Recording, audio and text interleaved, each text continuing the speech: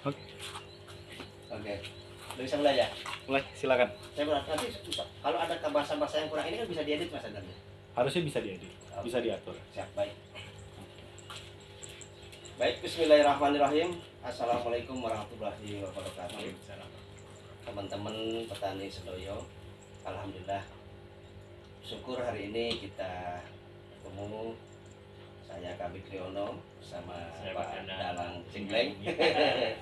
Kita bertemu dalam program yang insya Allah akan kami luncurkan, yang sebuah program podcast BSM kami namakan dengan judulnya Ngopi Semasa. Ngopi Semasa itu apa sih? Ngobrolin pertanian Indonesia sehat, mandiri, sejahtera. Ini Ngopi Semasa. Program ini sudah kami rancang sejak 6 bulan yang lalu, teman-teman. Di program podcast BSM ini tujuannya yang pertama adalah kami ingin berikan informasi kepada teman-teman tentang pertanian-pertanian yang sudah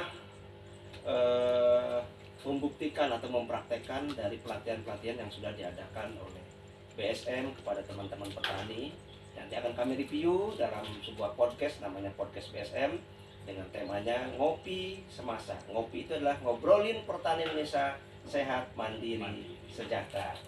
Nah, di tayangan perdana ini, hari ini kami sedang berkunjung silaturahim kepada pabrik sekaligus juga lokasi pertaniannya Pak Dalang Cingleng nih ya. Pak Dalang Suyatno. Beliau akan cerita banyak teman-teman kepada kita tentang bagaimana kembali ke organik, membangun pertanian organik khususnya di padi ini, sehingga beliau sudah beberapa kali panen ya, bisa untuk panen dengan baik bahkan meningkat. Sebelumnya kami sapa dulu, bagaimana kabarnya Pak Dalang? Alhamdulillah baik. Terima kasih nih Pak Kabit sudah mampir di ini bukan pabrik Pak, ada tempat aja. Ini tempat gini, ngolah pikir kita gimana caranya mengaplikasikan dari Pak Bayu itu. Kalau kita tidak bandani seperti ini kan gimana kita tahu? Karena di sini pupuk sudah sulit. Ini jawaban dengan kompos saja sudah cukup gitu. Baik, ya. Oke, Pak Dalang. Ada beberapa yang ingin kami tanyakan Pak Dalang berkaitan dengan kembali ke organik khusus di padi ini. Iya. Yang pertama mungkin yang mendorong Pak Dalang ini kok berani gitu melangkah kembali ke organik di dunia pertanian khususnya padi ini. Saya harus Bismillah katakan itu memulai dengan pertanian yang organik khususnya di padi ini. Bagaimana yang mendorong awalnya itu bagaimana Pak Dalang? Kebetulan saya cerita lama dulu ya Pak. Iya. Jadi saya ketemuan sama Pak Bayu itu di saat kami diundang di acara peresmian pabrik herbal. Jadi saya dulu hanya dengar saja sama Pak Bayu itu. Kemudian diundang, saya ditanggap di sana, saya harus menggelar pakliran wayang. Yang waktu itu saya kasih nama Tundung Kolo. Jadi Tundung Kolo. Iya, jadi permulaan saya untuk wayang kulit di pabrik biasa melawan pemikiran di Magetan itu saya ngasih itu habis corona persis. Itu maknanya apa Tundung Kolo itu? Tundung Kolo ini gini. Enggak berdiri toh? Enggak. Tundung Kolo itu biasa kalau untuk ritual-ritual Jawa itu namanya tundung itu kan membuang. Kolo itu sengkolo. Jadi di cerita itu kan sedikit pelenceng ya Pak. Sedikit itu kan Saudara Kolo minta makanan dari ayahnya. Saudara guru supaya yang Sukerto, orang-orang Sukerto sebanyak itu tidak bisa makan. Dan yang terakhir dia itu minta Pendowo Limo. Pendowo Limo itu mau makan itu. Padahal kalau di filsafat Jawa Pendowo Limo itu kan yang gimana ya lambang kebahagiaan. Saking keluwen apa kayak kalau minta mau makan Pendowo Limo itu kok. Ya kalau bisa makan Pendowo Limo sekali makan sudah kenyang selamanya. Oh, gitu ya. Iya. Jadi pindangan seperti itu ya, makanya padahal itu kan kebaikan. Kalau kebaikan itu dimakan kan habis kita. Oh, akhirnya nanti yang timbul malah kerusakan dan kejahatan terus ya. Oke, lanjut Pak Dalang. Kemudian kalau pertanian ini gini Pak, saya bukan kok masalahnya karena kekurangan pupuk kimia dan sebagainya, bukan masalah saya bukan itu. Karena kami bergerak di bidang herbal. Herbal itu otomatis kan tidak kimia. Iya. Jadi obat-obat bayi memang herbal itu dari alam, dari tumbuh-tumbuhan dan sebagainya. Kalau kita ingin sehat, makanan pokok orang bisa kan padi. Iya, betul. Kalau padi kita tidak sehat, otomatis makan yang paling pokok di tubuh kita itu teracuni. Dengan berpikir itu, makanya saya ada dari Pak Bayu ini atau pakai kompos saja kita bikin, nanti ketika salis ya jadinya gimana kalau diaplikasikan ke padi ya. Nah, alhamdulillah waktu itu saya bikin yang pertama kali dari Pak Bayu, ternyata kami berhasil. Akhirnya saya mengembangkan, saya sebenarnya kompos cair ini semuanya dari idenya Pak Bayu semua. Jadi saya hanya mengaplikasikan saja. Ya. Jadi resep pertama itu dari Pak Bayu. Ya. Ini kasih ini yang namanya pembedah tanah dan sebagainya. Dan saya pikir konsep dari Pak Bayu itu kompleks sekali dan custom sekali. Jadi tidak hanya satu. Kalau di lain itu pupuk-pupuk yang beredar itu satu untuk semua. Ya. Saya yakin itu ya bisa. Cuman lebih melengkapi kalau nutrisi itu sudah masuk mulai dari awal. Mulai dari awal. Kalau pupuk atau kompos cair ini seperti yang saya lihat ini di depan ini saya sudah panen 3 kali. Oke. Jadi yang pertama, pertanyaan kami yang pertama masalah hal yang mendorong Pak Dalang kembali ke organik khususnya di padi ini adalah sebuah kesadaran bahwa pentingnya hidup yang sehat. Nah, sementara makanan utama bangsa Indonesia adalah padi ataupun beras atau nasi, dan ini harus dibuat yang sehat. Luar biasa, kami sepakat dengan tema tadi ya. Sehat mandiri sejahtera, ngopi semasa. Oke, yang kedua apa Dalang? Yang kedua ya, oke.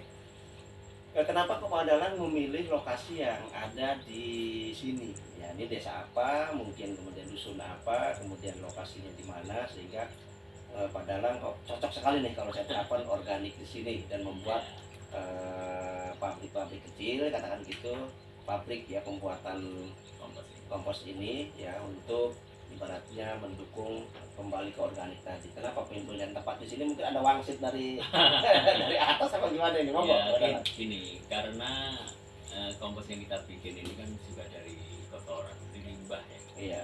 Kalau limbah kita bikin di tengah pemukiman otomatis sangat meresahkan masyarakat. Betul. Nah ini di desa apa Mas? Di desa Blimbing. Dukuhnya itu dusunnya itu Blimbing, desanya Bangun Asri, kecamatannya Barat, kabupatennya Magetan. Oke. Kebetulan saya sendiri tinggal di sini. Oh gitu ya. Dan timnya kan sana Gunung Lawu itu. Oh, Gunung Lawu ya. Mahendra. Saya kira itu dapat langsung dari saya asli Sang Hyang Widi. Saya asli dari sana, makanya saya itu gini Pak Kapli. Saya asli orang di lereng Gunung Lawu, di wilayah Ngerambi. Iya. Di sana itu kalau bertani sulit sekali. Iya. Sulitnya gini karena medan itu harus ada terasi yang kecil-kecil. Jadi ke sana itu sawah ukuran setengah bahu, kalau di sini itu galengannya kata. Terasi ini itu banyak sekali. Jadi pengerjaannya sulit, termopo ini harus tinggi. Kalau di sini saya waktu tahun 90 ke sini saya lihat persawahan di sini wah ngiler saya. Karena enak sekali. Penggarapannya tidak sulit, tanahnya bagus. Dan di sini memang untuk rendemen padi prospek di daerah sini paling unggul. Jadi makanya kemarin untuk dites itu sini sudah mencapai 7, jadi netral. Siap. Jadi kesimpulannya yang bisa kami ambil, pemilihan tempat atau lokasi di sini adalah karena pertama ya memang karena Pak Dalang tinggalnya di sini. Ya, kemudian Pak Dalang sendiri sudah melihat bahwa lokasi, bahwa tempat desa di sini, dusun di sini ini memang tepat sekali untuk padi ya. Karena di sini juga rata-rata teman petani ini penghasilannya dari petani padi. Ya, saya bisa katakan bahwa desa sini itu lumbung padi ya. Lumbung padi Pak, karena Magetan, Madiun, Ngawi sama Kecamatan Barat ya. Pokoknya di sini itu daerah Madiun, daerah Ngawi, Magetan ini lumbung padi nasional. Oke. Jadi kalau sini berhasil, berarti ini takdir benar. Saya katakan takdir kenapa ya? Tadi Pak Dalang lahirnya di gunung, dari lokasi yang tepat, ternyata berkeluarga dan tempat tinggal di sini untuk membangun pertanian khususnya di padi organik. Sekaligus juga gini, jadi di pertanian itu nyaman. Pepatah Jawa itu mengatakan petani itu sitik ning ngeratani. Sitik tapi ngeratani. Kenapa ngeratani? Kita tanami ini kan untuk semua orang. Itu saya itu ya Pak, misalnya ini setengah hektar, satu desa sudah cukup. Untuk 4 bulan sudah cukup. Lainnya sudah keluar semua. Oke. Dan orang-orang petani adalah orang-orang yang paling tidak mengeluh. paling tidak mengeluh itu. Baik Pak Dalang. Iya. Ini pertanyaan yang ketiga Pak Dalang. Kita urut supaya bertahap supaya teman-teman yang menyaksikan video ini nanti juga dukungannya, subscribe-nya nanti biar timbul lagi video-video kelanjutannya ya dari podcast PSM ini ngopi semasa tadi ya. Oke Pak. Yang ketiga gini Pak Dalang. Setelah kita tadi berbicara yang mendorong, kemudian yang kedua adalah pemilihan tempat dan lokasi di sini. Kemudian yang ketiga ini tahapan-tahapan Pak Dalang mempraktekkan kembali ke organik ini, iya kan? Iya. Itu dimulainya dari pembuatan apa dulu Pak Dalang? Lahan kan otomatis sudah ada nih ya, lahan sudah ada, lahan pertanian sudah ada. Nah dimulainya ini apa dari langsung pengolahan lahannya? Pak Dalang tertarik untuk membuat dulu senjatanya lah, apanya pupuknya ya kan? Jadi segalanya komposnya dibuatkan dulu secara lengkap. Nah yang pertama Pak Dalang siapkan dulu apa ya? Monggo Pak Dalang. Ya saya dulu gimana ya, memang saya harus memulai ini ada tembungan gini, serba suki mau hobi yo. Serba suki mau hobi yo. Ya, artinya gini, kalau kita mau berbuat yang lebih mendapatkan hasil lebih, kita harus juga punya gimana ya, kita harus punya bekal. Beliau itu bekal Pak. Iya, jadi bekal atau modal lah. Kita Kira manuk B ya. kita harus siap. Iya. Jadi bekal ya. waktu itu ada sedikit-sedikit ya, bikin sedikit-sedikit. Nah, yang penting kalau kita siap mesti ada. Oh gitu. Begitu kita oke itu Mesti dengan ada. sendirinya ngikutin Iya, dia. bukan Gitu yang ya. kuasa mesti ngasih lah. Iya. Dan kita ini di pewayangan kita itu menjalankan lakon aja. Lakon oleh yang kuasa ke kita. Iya. Misalnya kita ketemu ini lakon aja, lakon ya. Kan kita apa? Ya.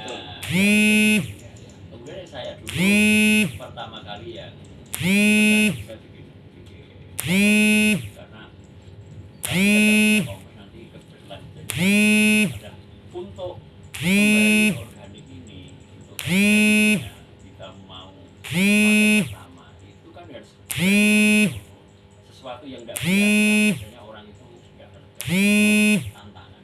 Nah ini sebenarnya khusus untuk anak-anak muda. Kalau anak-anak muda itu punya gagasan, jangan kita pikir banyak orang itu kan gini, setiap kali kita melakukan sudah dihitung dulu. Iya. Dihitung nanti keberhasilannya gimana. Tapi kita lupa bahwa keberhasilan bukan kita, milik kita, tapi keberhasilan itu adalah milik yang kuasa. Jadi kalau kita tidak rubah ya kita tidak akan dapat gitu. Kemudian saya buat buku tempat ini, kita berpikir dari Pak Bayu memang bahan untuk pohe ayam itu wilayah ini kan banyak. Dan itu waktu itu juga limbah itu sangat murah. Ya. Nah sekarang sudah mulai naik karena sudah banyak yang pakai. Iya. Dan sebenarnya teman-teman di pertanian itu karena kekurangan pupuk itu juga pikirannya sudah mulai bergerak. Banyak petani-petani yang pakai kompos dan organik seperti saya sebenarnya banyak sekali. Cuman yang kita mungkin dari Pak Bayu saya pikir paling komplit karena kita ada yang namanya pembinaan tanah. Betul. Kemudian ada kompos padatnya, Iya. ada Kompos nitrogen cairnya, kompos cairnya, kemudian ada ZPT-nya, kemudian ada KCL. Iya. ZPT sudah campur dengan bumi insek. Dan itu sudah enggak penyemprotan lain Masuk lagi. pembuatan ini ya. Tikus ini ya. Ya, tikus dan sebagainya. ini, ya. Dan kami nanti mungkin insya Allah dengan bimbingan Pak Yu nanti bisa mengembangkan yang lain lagi. Oke, siap. Sementara ini kan saya memang fokus ke padi Pak, karena memang di sini lahannya padi ya. Jadi kalau kita bisa tarik garis apa yang disampaikan Pak Dalang tadi teman-teman, jadi untuk membangun pertanian organik atau kembali ke organik dengan temanya kita tadi itu ada beberapa hal ya Pak Dalang. Iya. Yang tadi yang disampaikan Pak Dalang, yang pertama adalah ya karena sudah niatan ingin memiliki pertanian organik, maka dengan sendirinya nggak tahu dari mana rezeki itu selalu ada, Iya, sehingga bisa membuat tempat ya untuk pembuatan kompos organik ini. Yang dibuat ini kalau saya tak tadi dengarkan Pak Dalang berarti sekitar ada 7 Pak Dalang ya. Iya, betul. Yang pertama adalah pembuatan kompos padat, Padat. kemudian adalah cair, ya, yang cairnya kemudian juga adalah pembenah tanah, Ya, kemudian juga ada CPT yang sekaligus ada fungi dan inseknya, betul. kemudian juga ada KCL dan juga pengusir tikus. Jadi sebelum tempur nih ibaratnya senjatanya udah digawe nang gini ya kan. Di sini ada, di sini ada, di sini ada, di sini ada, wah rampok tenan nih. bagus luar biasa. Karena kan gini, karena kita melihat di pertanian yang kimia itu juga peralatan juga komplit kan juga. Malah dia lebih komplit sekali kalau di kimia. Tapi kita lihat kalau di kimia sebanyak itu nanti kos untuk padi itu tidak yang lebih besar malah dari pupuknya. Jadi pendampingnya itu lebih besar. Jadi kadang-kadang kalau kalkulasi kita meleset. Tapi kalau di kompos organik ini kan cuma itu. Karena kita lebih ke gimana ya? Tanaman ini sehat di awal. Kalau tanaman dari kecil tanahnya sudah sehat, semuanya sehat, sebenarnya ibaratnya kita orang sehat itu sebenarnya kan tidak perlu minum obat, cuma jamu aja. Ini cuma siap. Jadi kalau di pertanian organik itu bedanya dengan kimia. Kalau organik itu jarang sakit biasa. Jadi jarang sakit. Semuanya ada sundepan, ada asem-aseman. Itu nanti di jarak 40 hari sudah pulih sendiri dengan sendirinya. Dengan pupuk kompos organik. Iya, karena kita bikin juga yang untuk asem-aseman kita sudah bikinkan.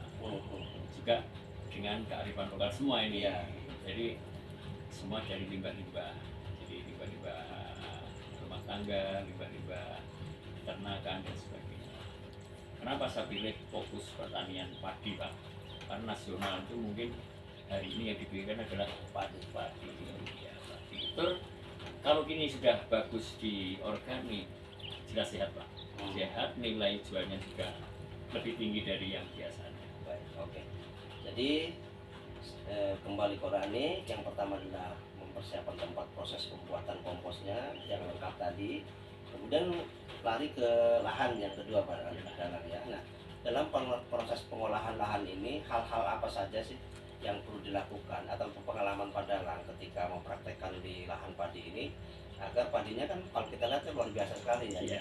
Ini udah usia berapa Pak Dalang? 60 itu. Udah usia 60. 20 hari lagi panen ini. Iya, seperti ini ya. 20 hari lagi. 20 hari lagi panen ini. 20 hari lagi panen, luar biasa. Masih hijau ini ya. Oh iya, ini cepat ada nanti. Luar biasa. Nanti ini paling sampai panen pun nanti masih warnanya masih seger begini ya. Luar biasa. Ini kan luar biasa sekali teman-teman. Nanti video-video tentang padinya kami tampilkan nanti dalam di luar podcast ini ya. Nah, oh ya, padahal itu prosesnya dari mulai pengolahan lahan sampai proses penanaman dan juga perawatannya sampai panen itu hal-hal apa saja yang mesti dilakukan? Apakah pembenahan tanah dulu yang dilakukan atau urian cairnya dulu? Apakah interval? Apakah kita mesti menggarap lahannya dulu sebagus mungkin, serata mungkin, baru ditanami dan sebagainya, termasuk penyemaian sebuah. Yang ketiga nanti akan kami tanyakan prosesnya.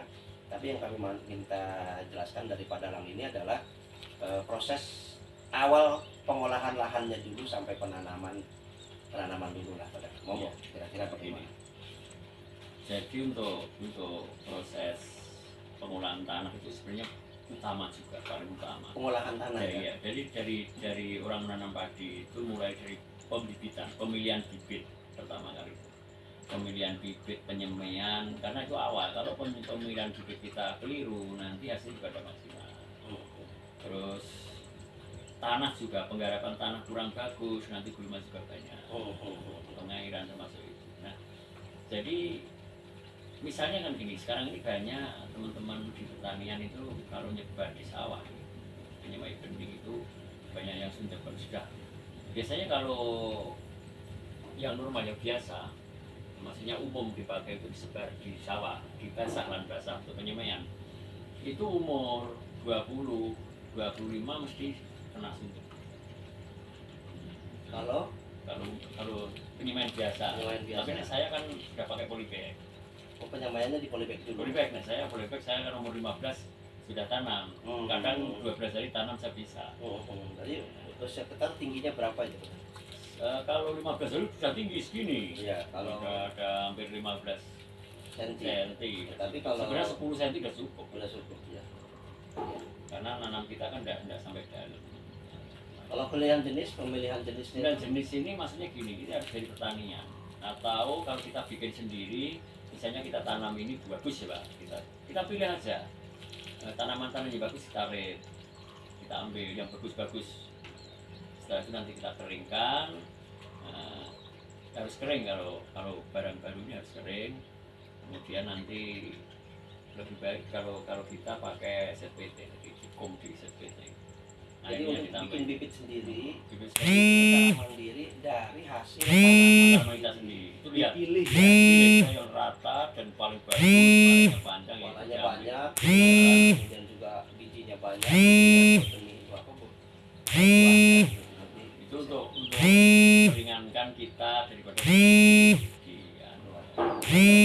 juga mahal. Nah, proses pengolahan lahan nih padahal atau tanah ya. Pertama kan dia apa distilasi ini tuh Gini Pak, jadi kalau untuk lahan setelah habis panen, biasanya kalau di sini kan pakai kombi. Ya, untuk panen kombi, jadi masih tingginya sekitar jeraminya. Nah, ini jangan sampai masih basah, masih hijau itu diolah.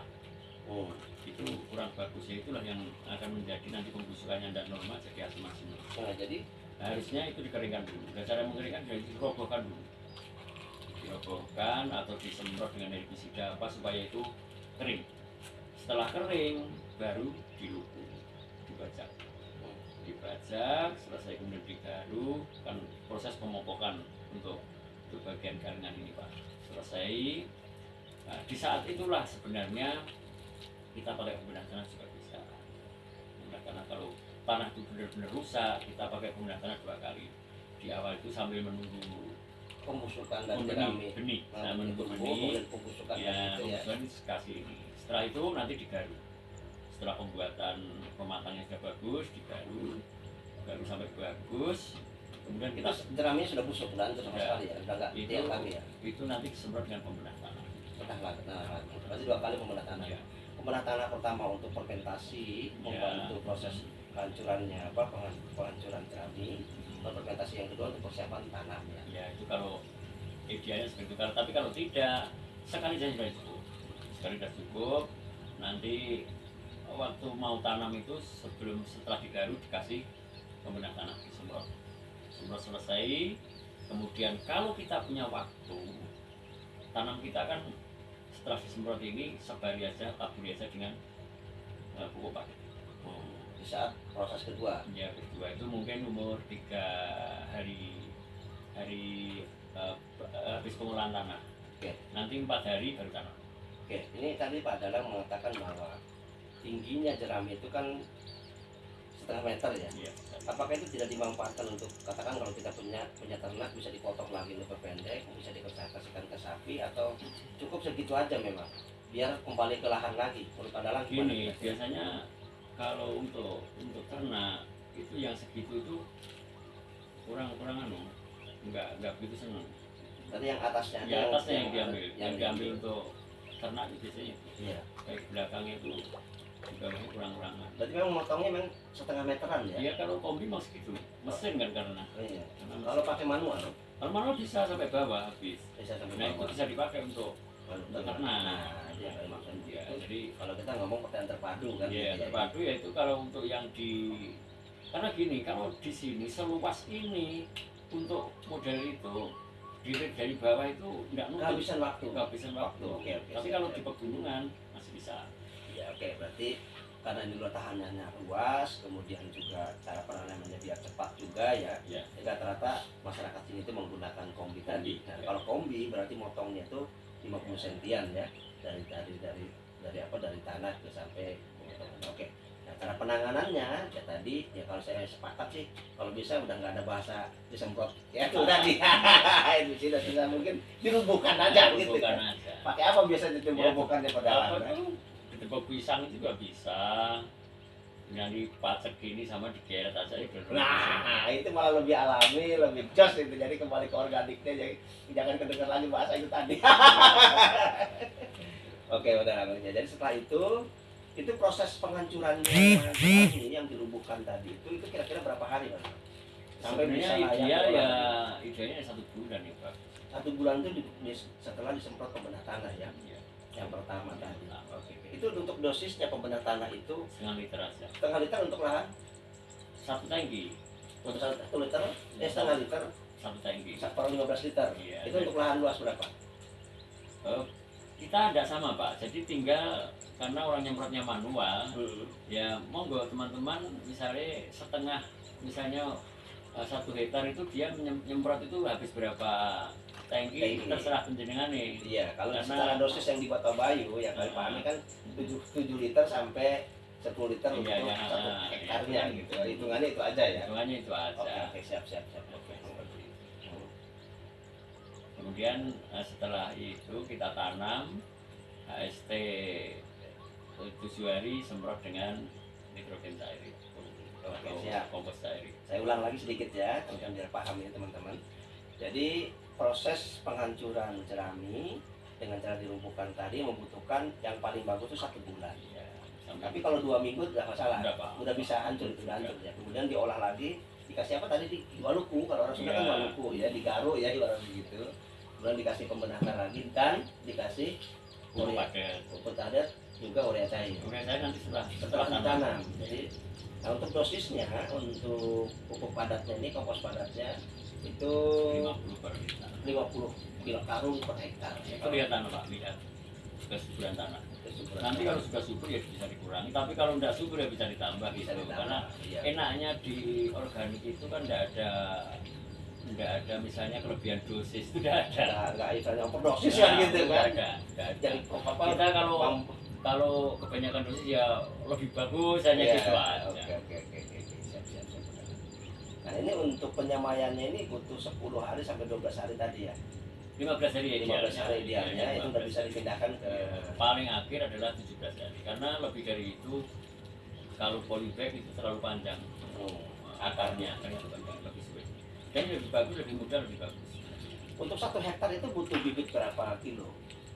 Ya, paling 25 kilo ya, sampai 30 lah dengan cara dibuat media. Tapi kalau medianya itu dan tanamnya bisa 2-3 ya, tapi kalau bahkan ada teman-temannya 20 kilo sudah cukup, tapi ya nanamnya harus bagus bener, harus pas, bisa pas benar, cuma 2 mungkin. Itu jarak tanamnya berapa kali berapa itu? Macam-macam. Kalau di sini kalau jajar lego kan ada yang 15 kali 30, 15 kali 25, ada yang 25 kali 20, ada yang 20 kali 30, terserah lah. Enggak ada. Kayak saya itu karena di sini itu ya mempermanfaatkan orang-orang di sekitar, ya bisanya gitu ya begitu aja ya enggak apa-apa. Iya, oke. Rezeki Tuhan yang ngatur aja lah. Oke, Pak Darang, kita kira cukup dulu biar nanti kita ada season kedua ya. Khusus nanti kita bahas masalah percemaian itu seperti apa. Cara bikinnya seperti apa. Saya pernah lihat di video Pak Darang itu rapi sekali ya. Luar biasa kayak di mall. Nanti kita akan bahas atau kita akan review ulang teman-teman juga secara detail proses penanaman sampai panen tadi ya. Jadi itu dulu teman-teman apa yang bisa kita review dari Pak Darang ya. Beliau adalah seni football, orang budayawan, sekaligus juga orang yang sangat fokus sekali untuk di pertanian organik, khususnya di perpadian ya. Dan mana padi ini adalah memang sangat dibutuhkan sekali sebagai makanan pokok bangsa kita, bangsa Indonesia ini. Oke teman-teman, terima kasih sudah mengikuti channel kami di podcast BSM dalam tema Ngopi Semasa, ngobrol pertanian Indonesia, ngobrolin pertanian Indonesia sehat, mandiri, sejahtera. Terima kasih. Wassalamualaikum warahmatullahi wabarakatuh. Terima kasih Pak Darang.